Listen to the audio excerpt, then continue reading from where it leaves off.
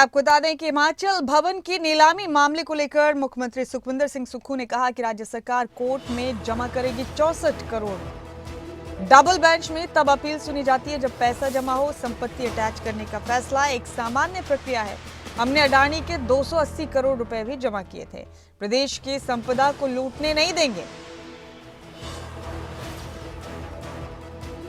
ये तमाम बातें हिमाचल भवन को लेकर मुख्यमंत्री सुखविंदर सिंह सुक्खू ने कही।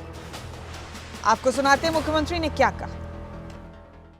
नहीं, ऐसा होता है कि जब सरकार 64 करोड़ रुपया जब उसका आर्बिट्रेशन और सिंगल बेंच ने फैसला किया है, उसके पास एक नियम है जिसमें जो जिसने पैसे लेने होते हैं वो बोलता है कि आप किस प्रॉपर्टी का वो करेंगे। उस नियम के तहत उसमें आगे बात करते हैं और उसकी अपील तब सुनी जाती है जब उसके पैसे जमा होते हैं। तो उसमें पैसे जमा करने में थोड़ी सी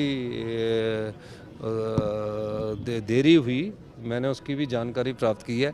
ऐसे ही एक देखो राजस्थान गवर्नमेंट है, उनका बीकानेर हाउस करने के लिए कुड़क कर दिया गया। तो ये व्यवस्था ऐसी है, तो इसमें कोई ज़्यादा इसको सीरियस लेने की ज़रूरत नहीं है। और सब लोग जो वकील होते हैं वो भी जानते हैं कि ये एक व्यवस्था है, क्योंकि जब हमने अडानी के 280 करोड़ रुपए जमा किए थे उस समय भी हमारे खिलाफ फैसला आ गया था। हमने उसको भी जीता है और इसको भी हम जीतेंगे। तो मेरा कहने का मतलब है कि जो प्रदेश की संपदा को लुटा दिया जाता है कि इनको दे दिया जाए, वो हमारी सरकार ने। हिमाचल बीजेपी के अध्यक्ष डॉक्टर राजीव बिंदल ने कहा कि कांग्रेस की वर्तमान प्रदेश सरकार 2 साल का कार्यकाल पूरा कर रही है और मीडिया के मुताबिक कांग्रेस पार्टी और सरकार 2 साल का जश्न मनाने की तैयारी कर रही है। इससे पहले हमने आपको दिखाया कि हिमाचल भवन की नीलामी को लेकर मुख्यमंत्री सुखविंदर सिंह सुक्खू ने अहम बयान दिए। इस पर हमारे ब्यूरो चीफ प्रदीप ठाकुर मेरे साथ जुड़ चुके हैं, उन्हीं का रुख करें ज्यादा जानकारी के लिए। प्रदीप, हिमाचल भवन की नीलामी का मामला अच्छी खासी सुर्खियों में है। मुख्यमंत्री सुखविंदर सिंह सुक्खू ने इसे लेकर अब कई अहम बयान भी दिए हैं और उन्होंने कहा कि ये कोई बड़ा मामला नहीं है, इसे सॉर्ट कर लिया जाएगा। जान सकते हैं प्रदीप, पूरा मामला क्या है, क्या कहना है सरकार का इस पर? बिल्कुल, देखिए, कुमटी विधानसभा क्षेत्र के दौरे पर है मुख्यमंत्री सुखविंदर सिंह सुक्खू और पहले चलौंठी में उनका कार्यक्रम था और अब वो कोटी पहुंचे हैं।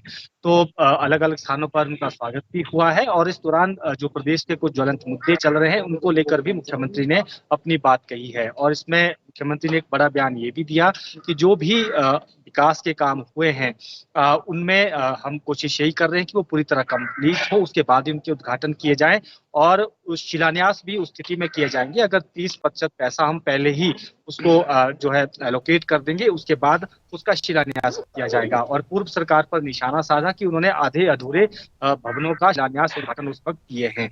इस तरह की बयानबाजी हुई है और हिमाचल भवन जो एक बड़ा मुद्दा बना हुआ है हिमाचल में, उसको लेकर भी अब स्थिति स्पष्ट हो गई है। और मुख्यमंत्री ने भी इस बात को कहा कि अब उसको डबल बेंच में चुनौती दी गई है और क्योंकि सिंगल बेंच का पहले फैसला था उसमें ये आदेश थे जो हिमाचल भवन दिल्ली है उसको अटैच किया जाएगा, क्योंकि जो सेली पावर हाइड्रो प्रोजेक्ट है उसकी जो अपॉइंट मनी है उसकी एवज में 64 करोड़ रुपए दिए जाने थे, लेकिन वो नहीं दिए गए हैं। इसको लेकर अब डबल बेंच में हिमाचल हाईकोर्ट में याचिका जो है, अपील जो है वो सिंगल बेंच के फैसले पर की गई है। लेकिन उसमें एक जो रूल रहता है, नियम रहता है कि जो पैसा देना होता है वो आपको हाईकोर्ट की ट्रेजरी में, हाईकोर्ट की रजिस्ट्री में जमा करवाना पड़ता है। मुख्यमंत्री ने कहा कि इसको हम जमा करवा रहे हैं, इसके जो चेक है वो बनाए जाएंगे और उनको आज जानकारी आज ही उनको 64 में हिमाचल हाईकोर्ट की रजिस्ट्री में जमा कर दिए जाएंगे ताकि इस केस को आगे बढ़ाया जा सके। और ये भी मुख्यमंत्री की तरफ से कहा गया कि जब अदानी पावर की बात आई थी तो उस वक्त हमने 280 करोड़ रुपए जमा किए थे कोर्ट में और फिर उस केस को लड़ा था और बाद में फैसला सरकार के पक्ष में हुआ तो सरकार को ही 280 करोड़ रुपए वापस मिल गए थे। इस केस को भी हम जीतेंगे, ये दावा मुख्यमंत्री की तरफ से यहाँ किया गया है। ईवीएम को लेकर भी मुख्यमंत्री की एक बात कही, जब उनसे पूछा गया कि महाराष्ट्र में चुनाव हारे हैं, झारखंड में भी कांग्रेस का अगर प्रेशर पर देखा जाए तो प्रश्न नहीं रहा, बेशक वहां पर एनडीए इंडिया गठबंधन की सरकार वहां पर बनी है।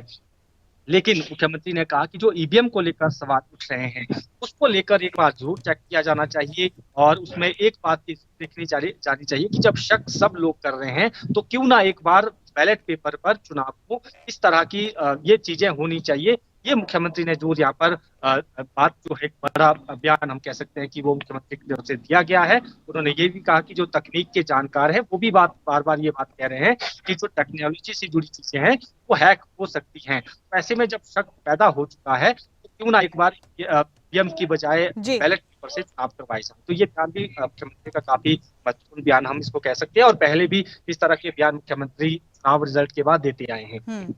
शुक्रिया प्रदीप आपका इस अहम जानकारी के लिए, बेहद शुक्रिया आपका।